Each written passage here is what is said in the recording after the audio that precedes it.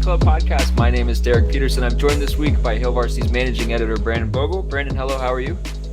I'm doing well. How are you? I'm good. And I also have Erin Sorensen. Anyone else? Sorry. Brandon's been replaced with a robot this week. Okay, just checking. Erin Sorensen also joins Hail Varsity's deputy editor. Erin, hello. How are you? I'm good. On the other hand, my computer has been better. It is taking flight at the moment, which always happens whenever I'm in a meeting or recording a podcast. So it's just inevitable. So apologies if you hear a hum. It's just it's a Mac. It's a Mac, isn't it? It is. Although I was sitting behind somebody who had a PC at a press conference the other day, and I was like, I think my computer is loud, and this thing sounded like a flyover was going over the stadium at the moment. I was like, that thing is picking up on everyone's cameras. It's pretty dumb that Mac has changed its entire thing to where if you want to have fans that don't sound like airplane rotors, that you have to pay like $2,000 for them. So couple things just administratively before we jump in. Listen to Erin's podcast with Sasha Durkin, the Mind Your Own podcast. That comes out every week. Sort of a grab bag kind of podcast style. Go listen to that. Subscribe to it. Leave him a 5-star review. Brandon Vogel has his own podcast as well, the I-80 Preview Podcast. That one is going to have a preview of this week's opponent.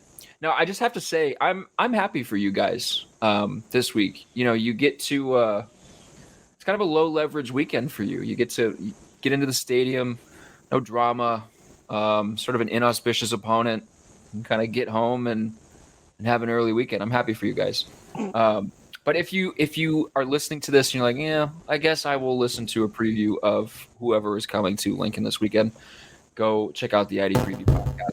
Also, if you are not already subscribed to Hail Varsity, go to hailvarsity.com/subscribe. Use the promo code Varsity. Make sure that you get access to all of the premium content that's on the website, the magazine every single month. It's that time of year where you want to make sure that you're getting access to Hail Varsity. And with what we're going to talk about today, you're going to make sure that you want to read every single thing that comes from the team at Hail Varsity because they've all been awesome so far. So obviously, the thing that just completely reframes this entire season for Nebraska, Scott Frost was fired after Nebraska's loss to Georgia Southern over this past weekend. I think there were a lot of people that this news caught them by surprise because they weren't expecting a move in season. I think there was also a camp of people who thought, you know what, it makes sense. We just watched Nebraska get dog walked up and down the field by Georgia Southern. Can't get much worse. Let's make a change now. So they have decided to remove Scott Frost after 4 years and 3 games, 16-31 record for him. Mickey Joseph takes over as the interim head coach.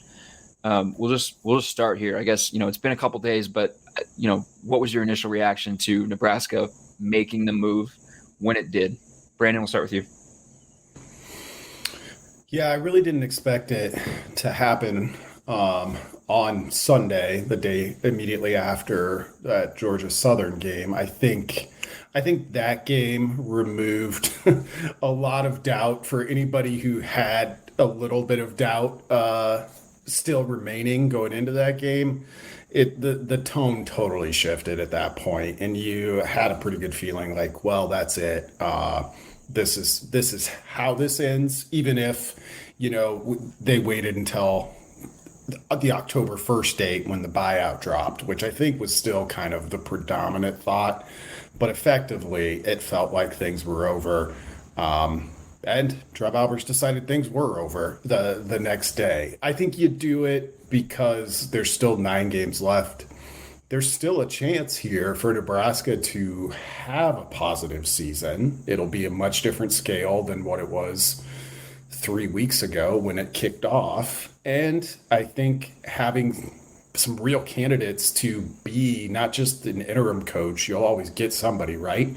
But 3 people who really could do it. I could have seen Shenander getting that call. I could have seen Mark Whipple, former head coach, getting that call. but I wasn't surprised it was Mickey Joseph, who has, been a head coach at the NAIA level before, but not at this level before. That said, he's still a 25-year veteran in the game. So I think knowing they had that chance and seeing what Mickey Joseph has done in his time on campus, his ability to kind of relate to the players and the relationships he has, I think also made it wasn't an easy decision to make, but it made it a little bit easier when you decided that's what you had to do. Erin, were you also surprised by the timing of this? Yeah, I think to provide some context, which I did talk a little bit about on the Mind Your Own podcast this week, but if people are kind of wondering about the timing and maybe thinking like, oh, no one kind of knew what Trev was thinking, which is true. No one but Trev knows what he's thinking at any given moment. But when I was trying to plan my Sunday, I had been reaching out to people Saturday night just to be sure. Do I need to be worried about anything tomorrow? Do I need to wake up on Sunday and basically stay put in my house thinking that there could be something? And multiple people that I spoke with, which to be clear, were not like random people. They're people within the athletic department who would be able to like sense, hey, things feel tense or whatever. Like, no, nothing seemed off, I guess I should say, like at that point. Not like, and I want to be clear on that, not that it didn't seem off because they hadn't just lost to Georgia Southern. I'm talking as far as like any kind of like whispers, rumblings that something might be coming, say, the next day. So from other people that I spoke with outside of the program too, that were, have different sources than mine, same thing. Everyone was pretty much hearing the same consistent thing, that there was no, I guess, indication for people that this was happening when it was going to. And there have been others who have alluded to the fact that even Sunday morning, we all woke up and there was really no belief that this was how Sunday was going to go.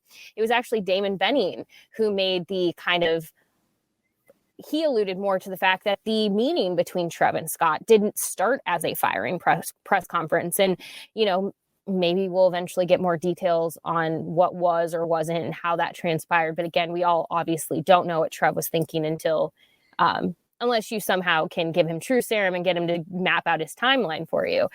So what my whole point with this is I think most people knew the writing was on the wall. They knew it was coming. That doesn't feel like it was a surprise to anyone. Who I talked to doesn't matter, that person. What was more shocking was the timing, because of, like we've already addressed, the buyout being October 1st and that, moving from 15 million to 7.5 million. Also just maybe getting through Oklahoma week, waiting for the bye week. If you're not going to wait for that buyout period, maybe waiting until the bye week when everyone has a little bit more time to breathe and get kind of a handle on everything. However, Trev is a very calculated individual.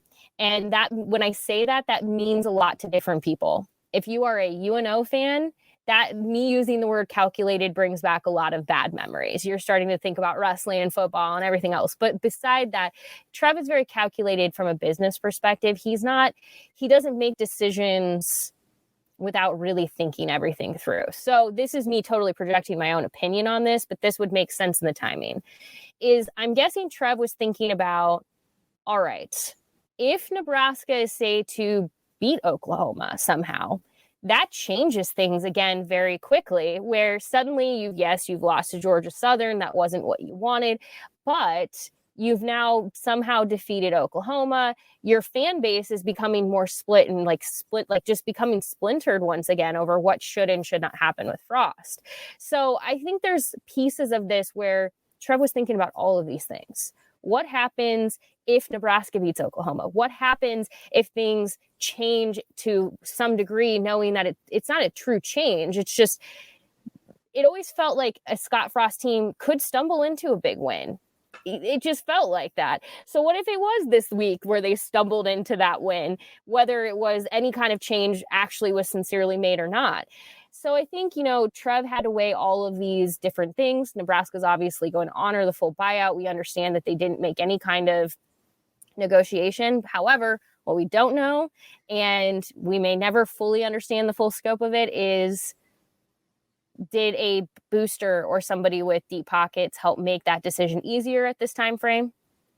You know, there's a lot of things that it seems like happened in the 12 hours that followed the press conference. The time we got, it was like 12, 13 hours. But I think it came as a surprise timing wise for people, but I can understand why the timing changed. And I can understand how Trev probably thought through every potential scenario and outcome to get himself to have to make that decision now.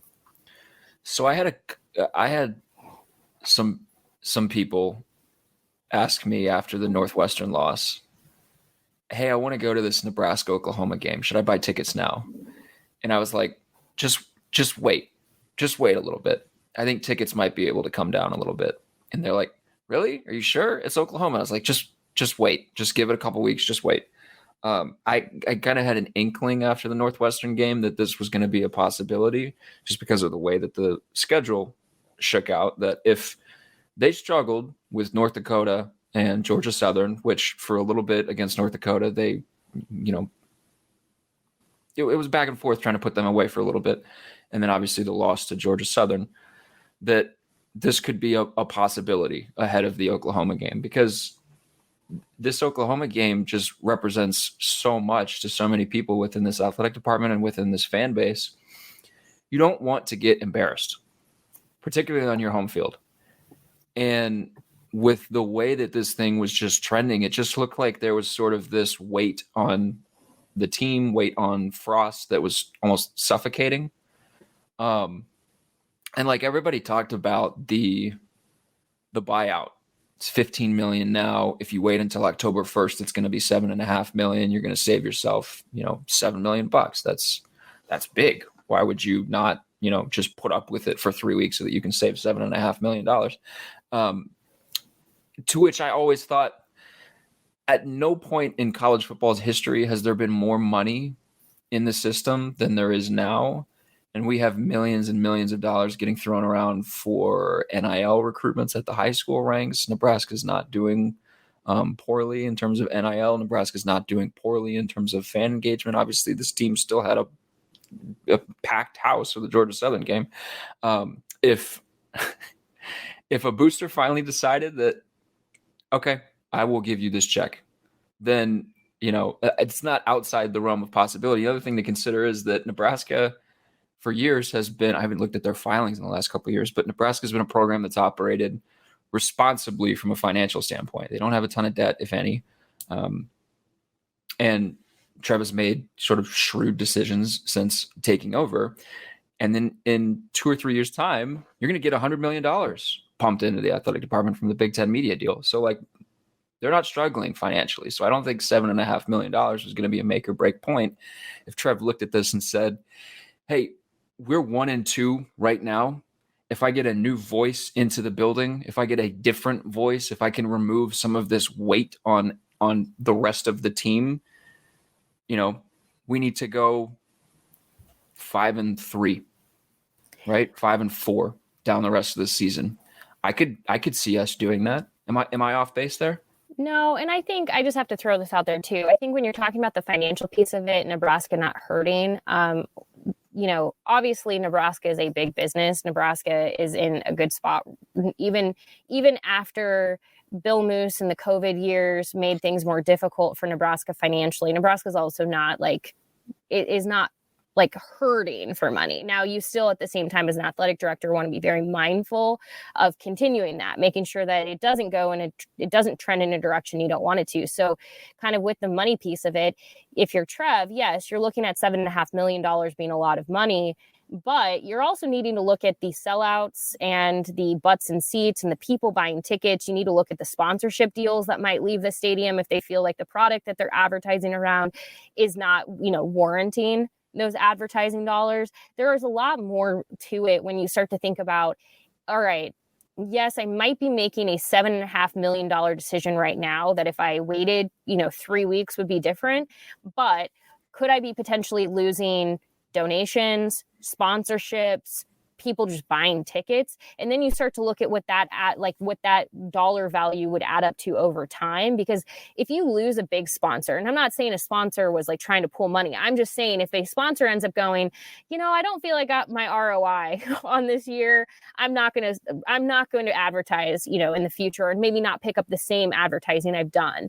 That can be a big thing, because it's harder to get people to return if they take their advertising dollars elsewhere. So like, there's a lot of other financial pieces to this that Trev had to consider when he was thinking about that $7.5 million and the long-term goal of what he's trying to accomplish right now. Well, because you've got a lot of people that are committed to the program and investing money in the program that are looking and saying, okay, like, what are you doing that's justifying me continuing to invest in this program and be committed to this program? Are you doing the same thing? And this, it sends a bunch of different messages, but one of those messages is that, we're going to do what it takes to have a winning football program.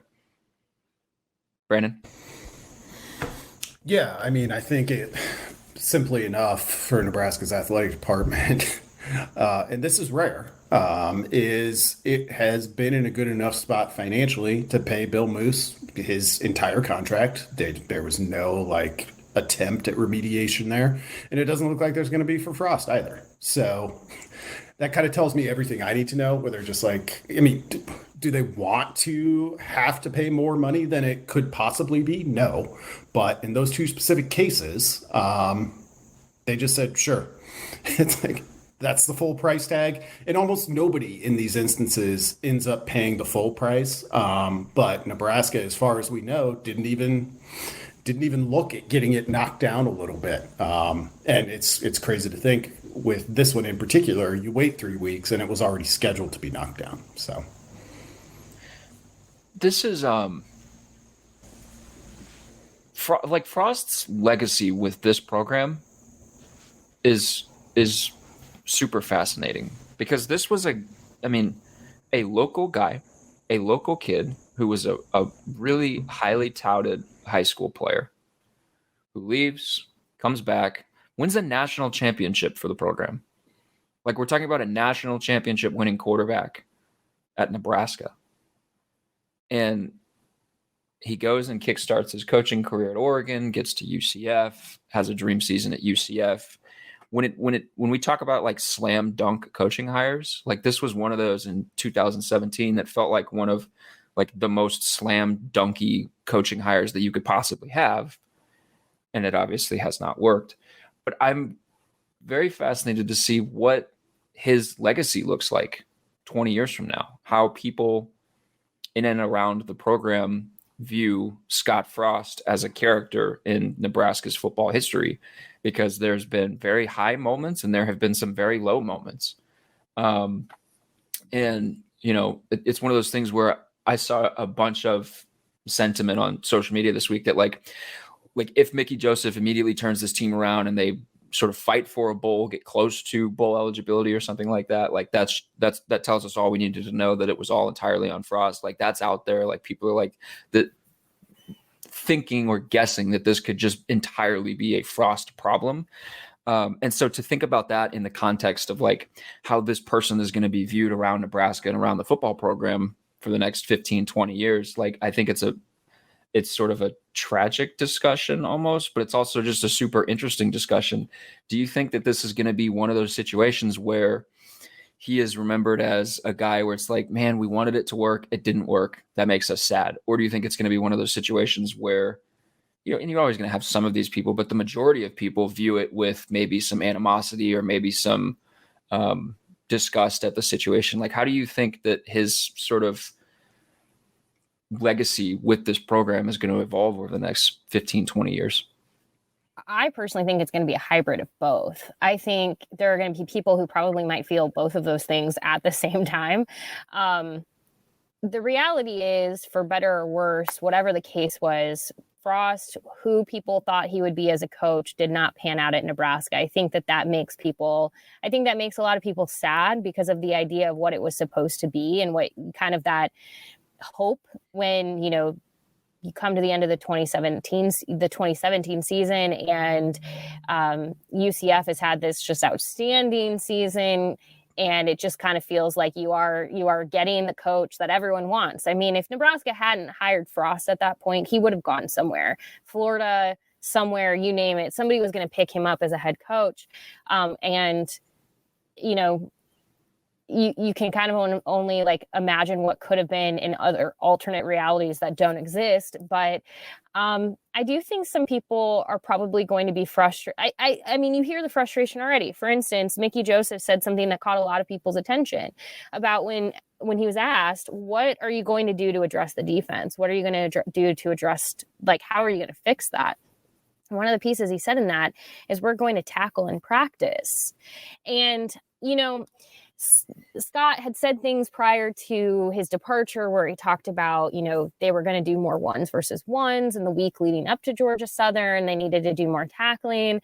But then, of course, we, being in the media, don't see any of that. We have no point of reference over what was or wasn't happening. But to hear Mickey Joseph say is one of the things that he will do to fix the defense is they need to be tackling more in practice.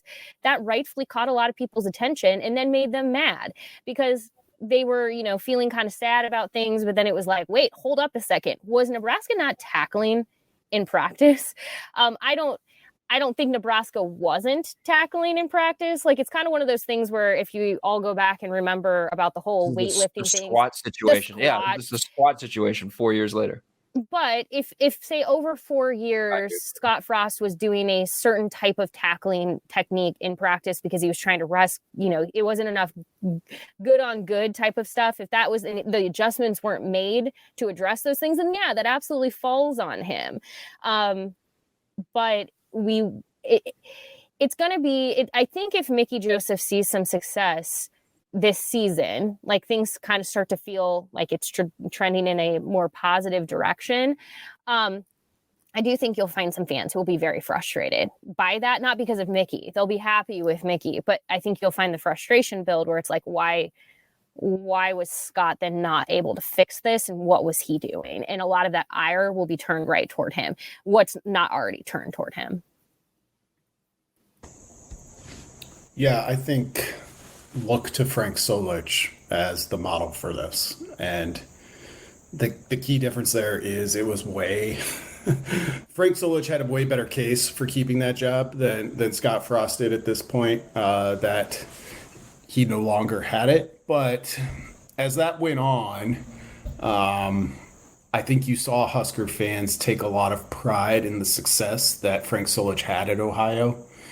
And I think Scott Frost is going to go on and have success as a coach somewhere. It might be starting out as an offensive coordinator.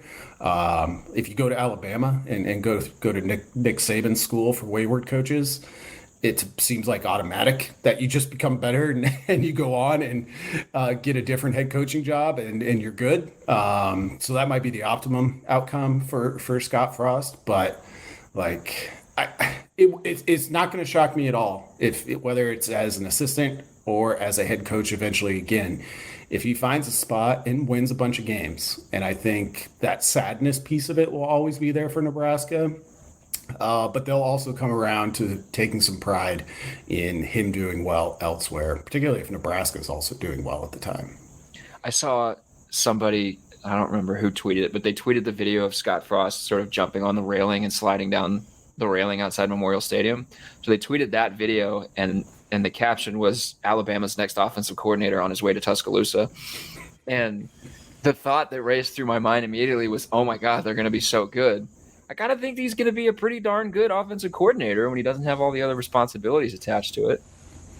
I saw somebody else mention that maybe he's just the next Lane Kiffin, who gets a head coaching job really early, doesn't quite work out in that head coaching job for whatever reason, kind of makes his way through the G5 ranks again, and then gets another sort of big job and finds some success with it.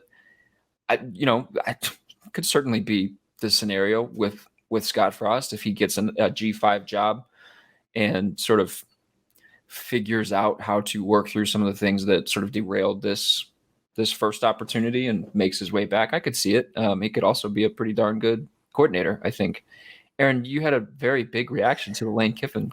I think Lane Kiffin is a really unique example, and I think Lane Kiffin is successful because of his ability to kind of set his own ego and pride aside. And I don't think like Lane Kiffin has like changed who he is necessarily, but he's made changes that have made him.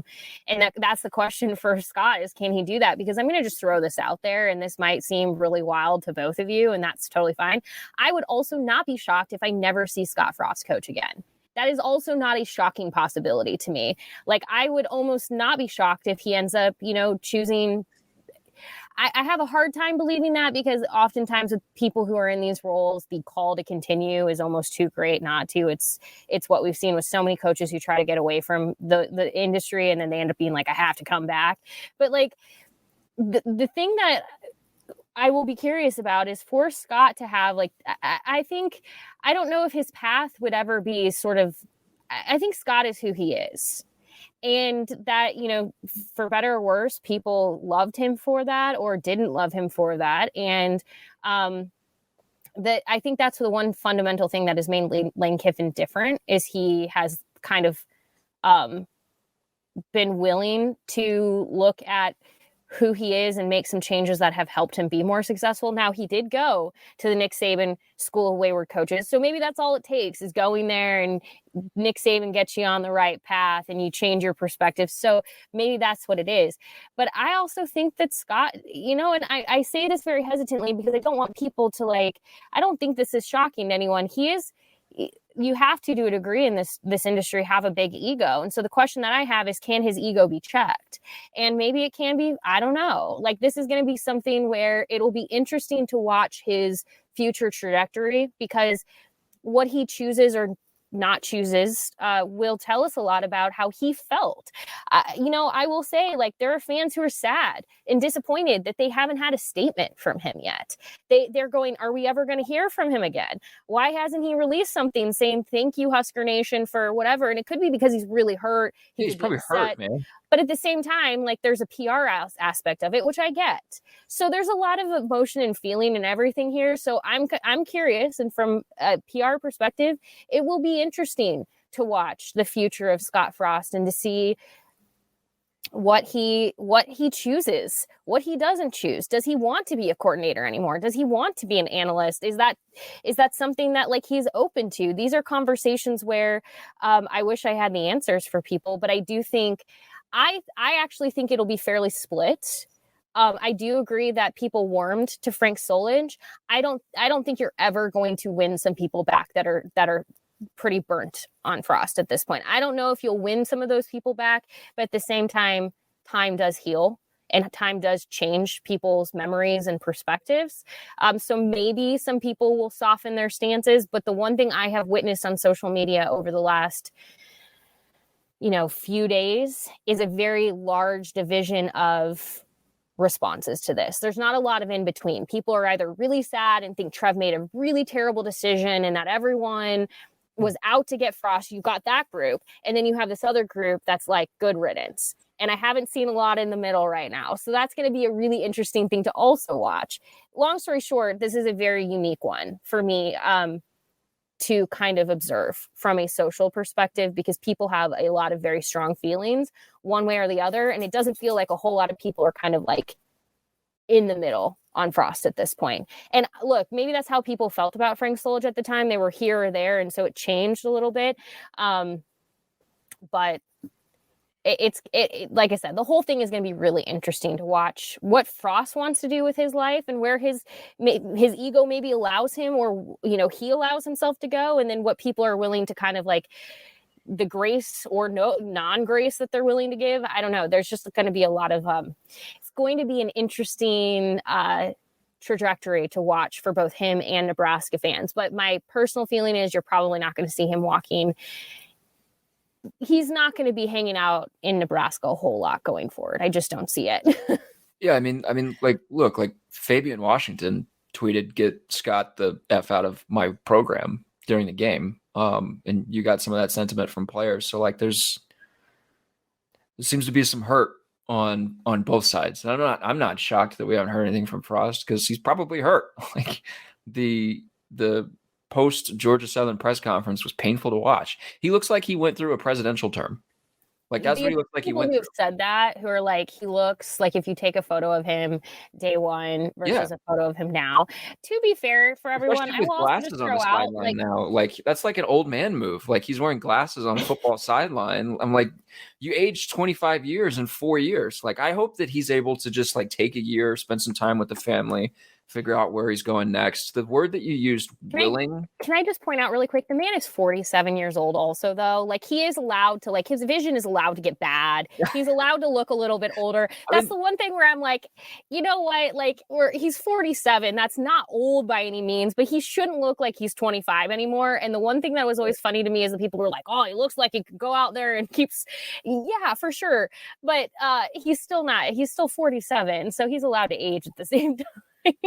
Well, and with that too, I mean, you talk about like contextually as a coach, like that's still young. He's still relatively young for a coach.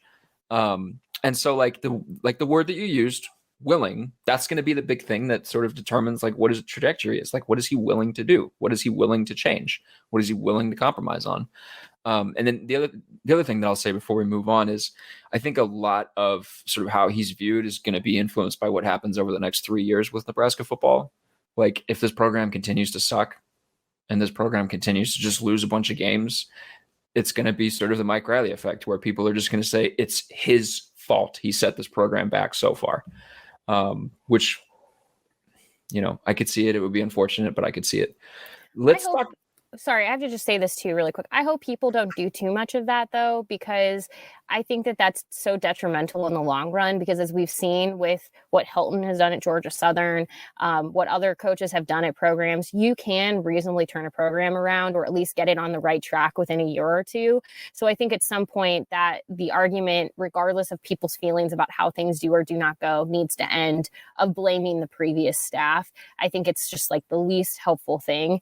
And it's really an easy argument, but I don't think it's often the most valid because admittedly, it was easy to point at Mike Riley's staff for what they did or did not do without then having to point at Scott Frost and his staff. So whoever the next coach is, I hope there's a little bit of like, just move on from the past and start looking at what this person has or has not been able to do. I'm glad you brought up Clay Helton. The harbinger of pain for college football blue bloods. He's the first Power 5 head coach fired in college football a year ago at USC, week 2. And then he is responsible for the first Power 5 head coach firing of 2022. And there are 2 scenarios that I want to present to you guys and ask which do you think is more likely for Nebraska. So Clay Helton gets fired at USC after week 2. And everybody was like, well, they wanted to fire him. They'd been flirting with it for years and years. If you're going to fire him after week 2, you should have fired him at the end of the season. USC season from that point on is just lost. It's just gone because the interim staff that's in place knows Dante Williams in this instance. I'm not getting the head job. Like I'm here as a stopgap. I'm here to just kind of get us through the end of the season. I'm not getting the head coaching job. They're going big game hunting. They want to find someone. And ultimately, what USC found was Lincoln Riley.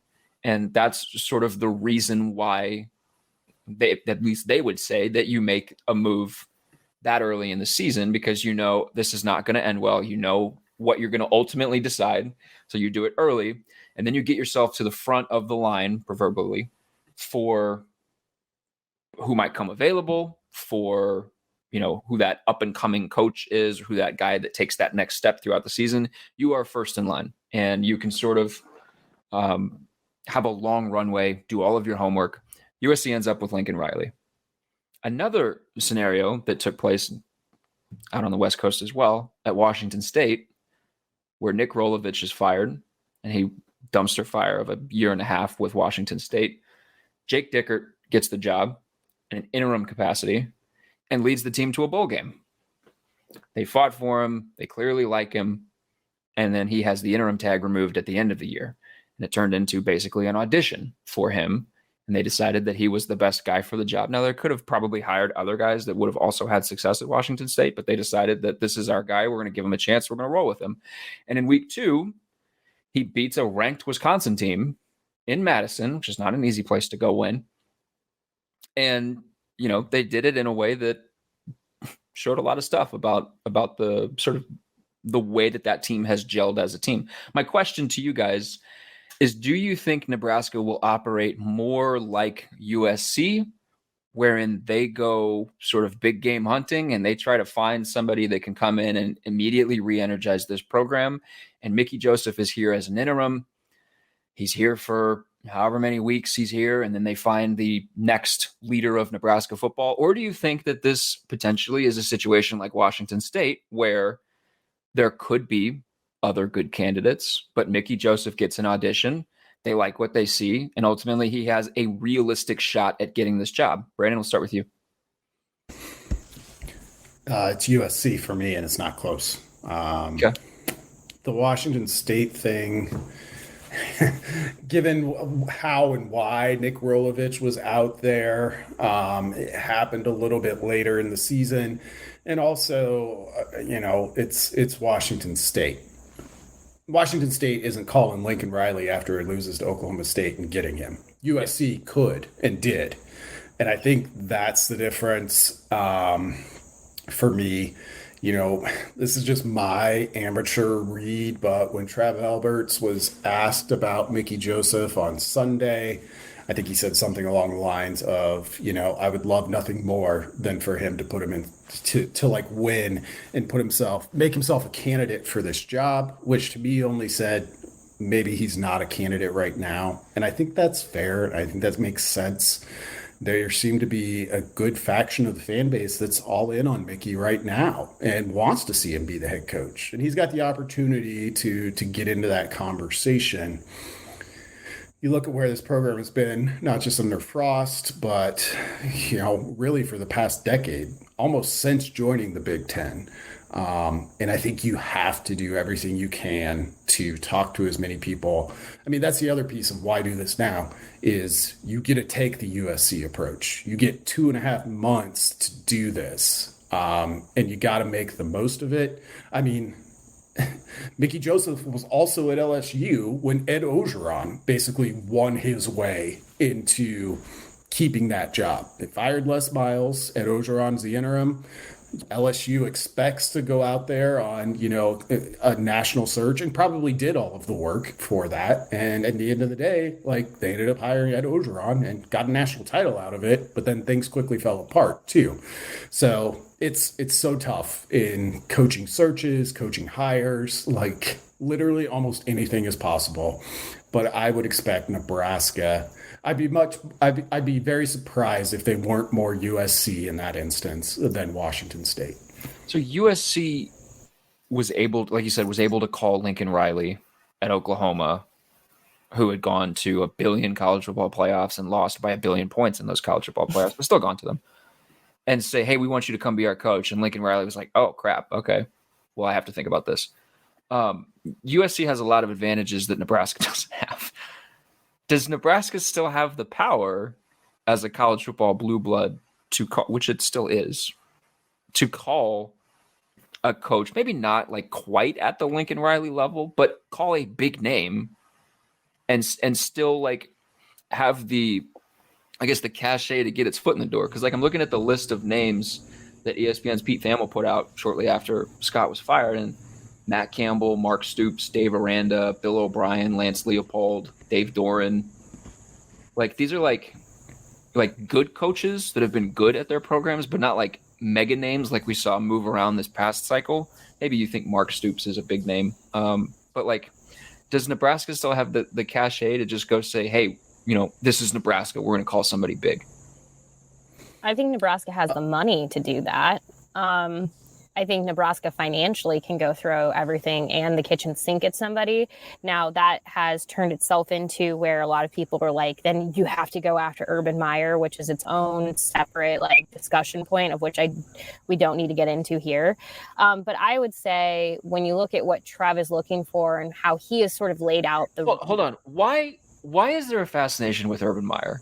Because he won at the collegiate level, and apparently Jacksonville and everything else that came out around him is at this point, the reason I don't want to get into it. We've just looked at Urban Meyer have issues at Florida that we found out about after the fact, issues at Ohio State that we found out after the fact, and then just flames out horribly at Jacksonville. Like, we need to just stop talking about Urban Meyer. The argument has been that, he might have an unsavory background and skeletons in his closet, but so did Nebraska in the 1990s. Just look at Tom Osborne, to which I would say, like, I don't know if we're trying to move this program forward, we should be looking at the 90s any longer. I think Trev was very clear. This needs to be a situation that moves forward. You need to look into the future. So I think when you think about what Trev is going to be looking for, he's looking for someone that has a certain level of character, that has proven themselves wherever that might be, whether it's at Iowa State, Kansas, wherever. But I think there's also a layer, which he didn't say this, I just think that, like, you're looking for somebody who might stick around a while. And, like, that's the ultimate goal, is to not continue to run through coaches every few years. And even aside from anyone's opinions, and I don't mean I'm just saying in general, people's feelings about Urban Meyer, how many years does he really have left, sincerely, as a coach? So when you're thinking about who am I investing in as Trev Alberts, that's likely on his radar as well, is like, how much time does somebody realistically still have left that they would be interested in coaching? And, that's what I think makes the Matt Campbells and the Matt Rules and the Lances interesting, is they have shown success. And, like, in the case of Lance at Kansas, like, people are familiar with him, and it's not like he's just seen a little bit of success at Kansas, but former UNO football players, the fun program that got cut by Trev Alberts, just had to throw that back out there before somebody points it out for me. But I am married to a former UNO football player who was like, I would come back and use my remaining eligibility to play for Lance. Like, he's got a lot of fans. People really like him. They think he's a great coach. So I think that there's a layer of looking for somebody who, like I said, meets the character that you're looking for, has proven themselves either at their current program or over their career, but also come with a list of, just that. Hey, I would play for this guy. I would play for this person. I think there's a lot of kind of pieces that Trev is considering, and those are big. And then again, the time frame that they might be looking at. Like, is this somebody who you could hire, and hopefully you're not talking about a new coach in 4 years? I'd be surprised. I'd be surprised if Nebraska could get a Lincoln Riley or even a Brian Kelly. But I think it's like the tier below that. Could Nebraska get Mike Gundy if it wanted him? And I'm not saying that they do, or I'm not reporting that he is a candidate, but I'm just saying I think that's the breaking level. news. Gundy's a guy who has looked around quite often and always has ended up staying in Stillwater. I think his resume, when you dig into it, is better even than it may look on paper.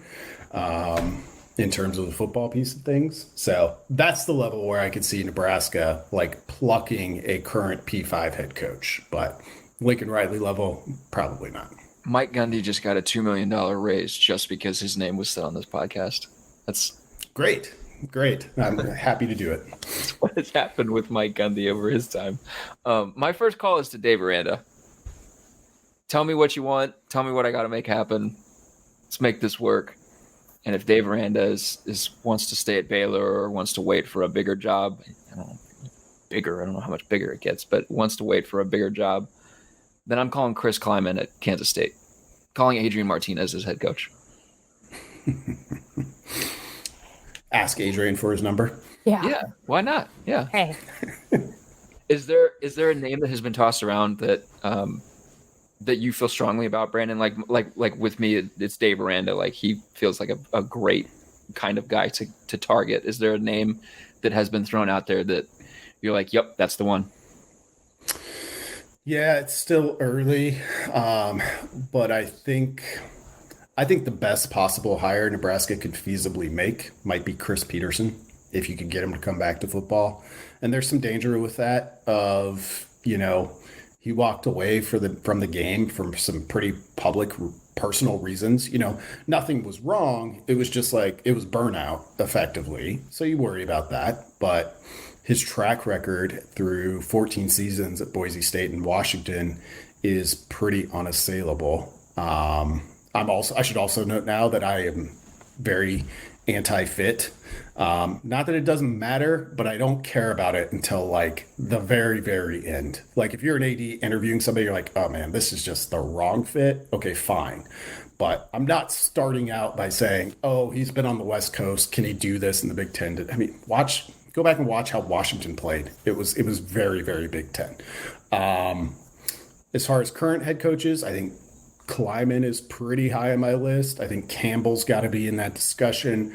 And if Nebraska's still not getting the answers it wants there, and you're back in the G5 riser route, the longer I look at Jamie Chadwell at Coastal Carolina, the more interested I become. Yeah, he's another name. People keep talking about Mark Stoops at Kentucky, and it's going to be an interesting couple of years for Mark Stoops because he's gotten that program to a pretty good level, especially for Kentucky football. Like he's like made John Calipari uncomfortable with the amount of success that he's had with Kentucky football. Does he want a big job? Like, do you want it? Like, you get to that point, and I would probably put Dave Doran in this category as well. You get to that point with a program that hasn't quite experienced before what you are letting it experience now. And there's a sense of like, I can continue to do this for the next 5, 6, 7 years and be fine and be liked for it, or I can try to make this jump to a more high profile spot and potentially fail and potentially be hated for it. So like, people keep talking about Mark Stoops for these big jobs. He might just decide to stay at Kentucky. So the other name that like Go ahead, Erin. No, you both. He makes $6.5 million coaching football at quote unquote a basketball school, and he's got it running. Like it's one of the plushest gigs I think you can find. With how it's going for him currently. And is Nebraska going to pay $7 million to Mark Stoops? I mean, it's a big price tag. The one name I was going to bring up to both of you that I think that is worth another consideration and is particularly interesting, because I do want to just point out, Brandon, you're right. I want to just say with like fit, like I don't like. I think that when it comes to fit, like you're talking specifically just about like if their game style fits like quote unquote like Nebraska, because I don't think Nebraska has like the Big Ten has a style, but I think like at this point, like anything of what Nebraska was or wasn't, people need to just throw that out the window. It's about Nebraska being Nebraska in the Big Ten, which Nebraska has not figured out to this point. So for me, I agree but I think from a fit perspective, as far as like character, I do think that that's probably pretty high in Trev's world, even in the beginning stages. Like, I don't think he'll go through an interview with somebody that he sincerely does not think would be a good fit as far as like character is concerned, which I think is what's making this whole thing really interesting with like Urban Meyer being on Nebraska's campus this weekend for Fox, because everyone's like, you better at least take a meeting. And he might. Like, I don't think he would like, but I just don't know if he would see something through if he knew somebody's character didn't match what he was looking for. But I digress. My question was going to be about Bill O'Brien. And if you think he's sincerely a candidate for Nebraska. We are saying names that none of these mean anything, by the way, to everyone. No one knows anything. But Bill O'Brien has come up quite a bit. I hate it. Yeah. I mean, okay. Just to be completely honest, like, you've got the 2 Penn State years, you go to the NFL, fine, good. Like, that Penn State situation was tough, and the record, given the context, looks pretty good. I went back this week and looked at those, looked at my nerd stuff, and didn't come away with a great feeling on Bill O'Brien. Thank you. My biggest thing I know it's not, you shouldn't base your entire sort of belief structure off of it, but like the Alabama fan base does not want him to be their offensive coordinator anymore. Like you have to consider that. Now, some offensive coordinator for teams is like one of them, like that person's going to be hated more often than not, but like they don't want him to be their offensive coordinator anymore. And my brother actually asked me this. He was like, would Bill O'Brien get a look? And I was like, I mean, has he had success? Like, has he had big success? And he was like, well, he had good years at Penn State. And I was like, Did he though? Like understanding the context of the Penn State teams, were they great years? Were they okay years? And I also you really want to go into a situation where you're like, yeah, this coach had okay years at a Big Ten school. That's who we're going with.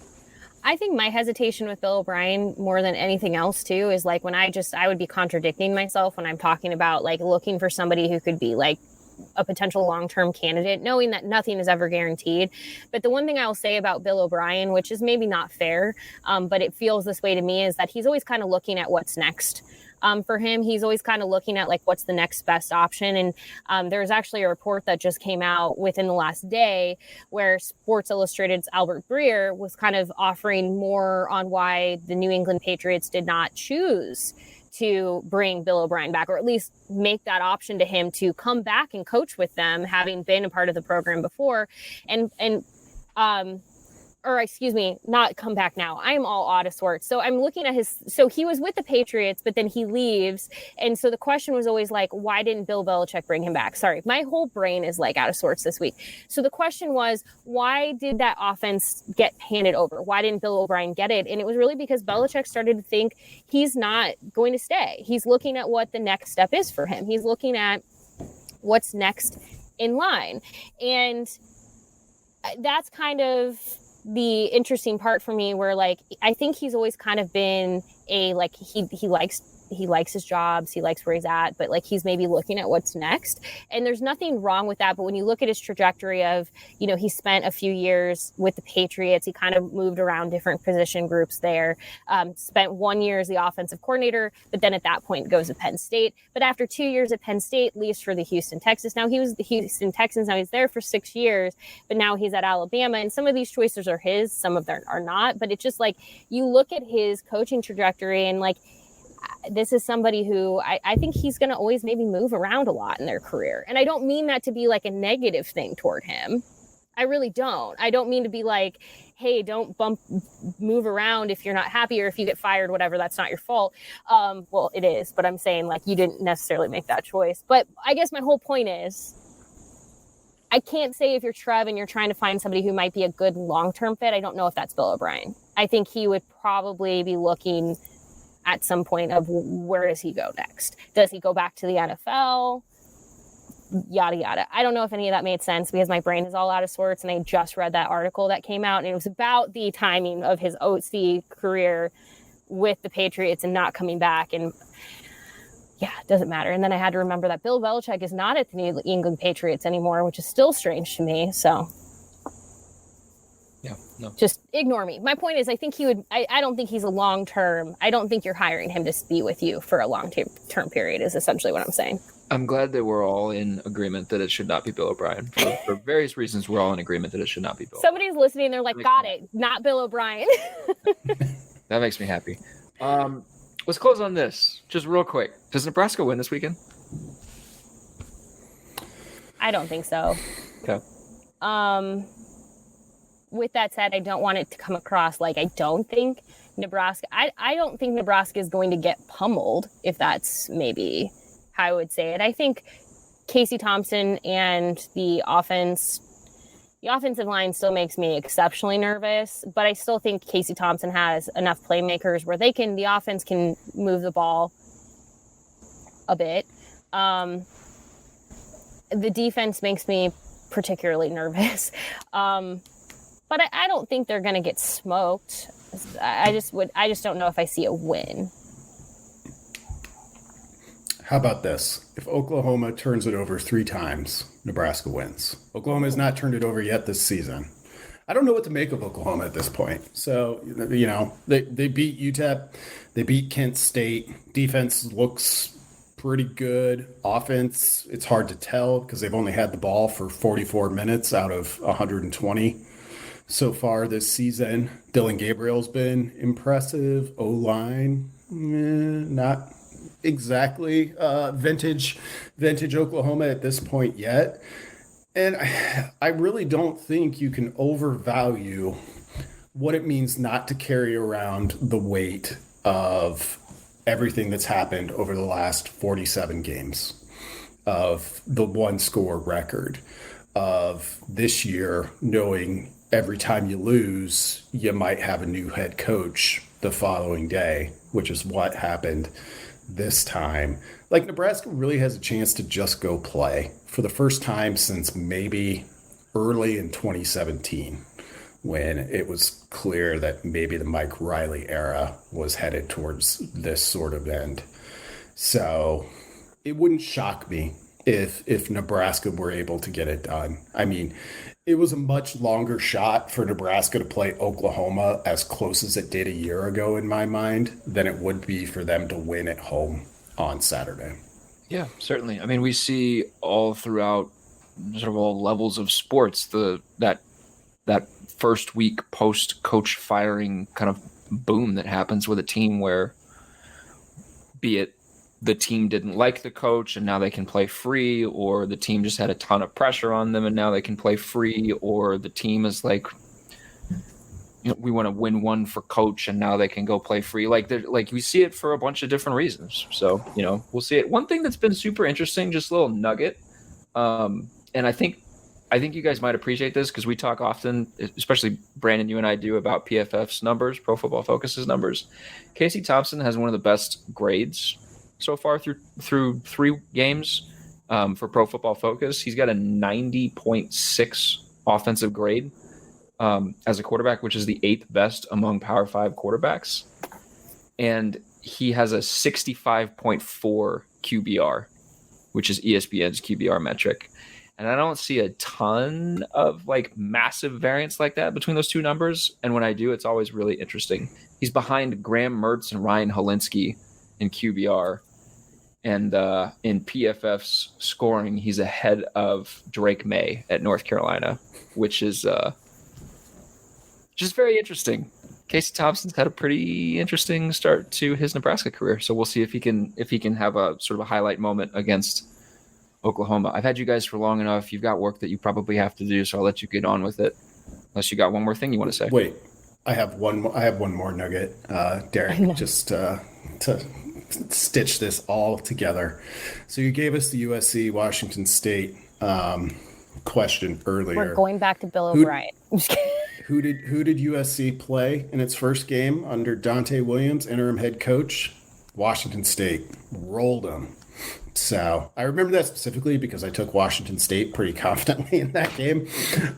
So there you go. If you're looking for a reason Nebraska can beat Oklahoma, you ride the new blood momentum the way USC did last year in its first game without Clay Helton. I mean, set the stage for Nebraska to coach its first game without Scott Frost.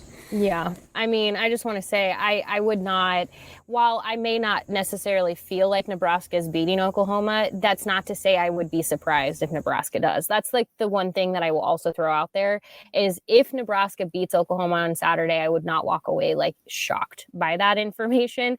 I've been saying for a long time, and I still mean this team has a lot of talent on it. This talent was recruited highly by more than just Nebraska. There's a lot of players on this roster that were wanted by other Power 5 programs. And so for me, it's frustrating where it's why is this talent not performing to the level that it should be? So if Mickey Joseph can bring that talent into a bit more harmony and getting it, everything firing on all cylinders firing correctly, then I would not be shocked. I just think it's a very heavy week to make a lot of changes quickly. But you really don't know. And that's the beauty of sports is you don't know. Honestly, the wilder has happened. So again, while I may not be calling for it, if it happens and somebody came back and said, Erin, you were wrong, I will take that. I will take that on the chin and go, you're right. Because I wouldn't actually be all that surprised. What we've seen for more than a dozen consecutive games now, Nebraska has been a team that is just almost impossible to pick. You just don't know. Mm-hmm. You just don't know. One last thing that I do have to say before I close out this podcast, because it's Oklahoma week. Oklahoma has a player on its roster with the greatest name in the history of college football, General Booty. General Booty. All I know about General Booty is that he is related to John David Booty, who was part of USC, not to bring it all back to USC, but USC, all I remember is when Nebraska played them 2007. The wheels were coming off of the Callahan bus era at that point. But there were so many T-shirts in Memorial Stadium that day that said "Beat the Booty" off of SC. What if Nebraska plucks Lincoln Riley from USC? I saw some people talking about this, and I thought it was very, very funny. I mean, we've just talked about USC so much on this podcast that I think now it's probably more likely to happen than not. Yeah. Who would be the USC, like the Lincoln Riley equivalent this cycle? Like, who would be that coach that's just like, screw it? James Franklin? He's not at the level of Lincoln Riley. No, James Franklin. Name recognition. God, I need to see the rest of the season. It might be Mel Tucker. Like, if Michigan State keeps going the way they've looked through 2 games, it might be him, the guy who just got the sweetest of sweetheart deals to be at Michigan State and be like, you know what? Maybe I'll go do this at Nebraska. Yeah, it's tough to even come up with an analog for that. Yeah, I mean, you go through the top 25, and most of them are coaches that are brand new or coaches that are not moving. Maybe Jimbo Fisher. Maybe we go down to Texas. That's your return to Texas, Nebraska. That's your way back into Texas is Jimbo Fisher. That would be terrible. There's so many names out there that I just have to say, like when you ask that question of who is this season's Lincoln Riley, I'm honestly like, Lincoln Riley. So there you go, Nebraska. Go get him. He's only spent 1 year at USC. Bring him to Nebraska. All right, you guys probably have to go, so I'll let you get on with it. Thank you so much for coming on the podcast. It was great to talk to you. Thank you. Thank you. We'll be back next week with another one. In the meantime, keep reading HailVarsity.com. Listen to the I-80 Preview podcast. Listen to the Mind Your Own podcast. Shouts to Brandon and Aaron for being on this episode this week. Shouts to you guys for listening to this show every week, and to Cam for producing this episode every week. We'll be back next week. Thanks, guys.